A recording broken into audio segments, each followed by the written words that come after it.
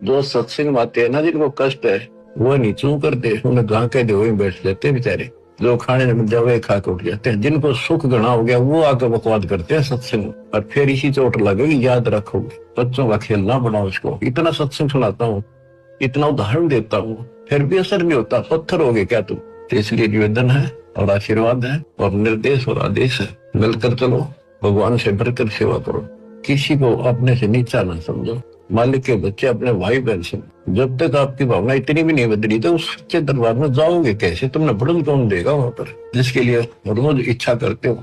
सारा कुछ वहां जाने के लिए तो कर रहे हैं, तो वहां जाने के लिए बकवाद किराए करते हैं पहले, जिससे उल्टे पटके यहाँ पटके फिर वहां से पटके जाओगे, फायदा क्या होगा? इसलिए नर्म और निर्मल बनो बच्चों।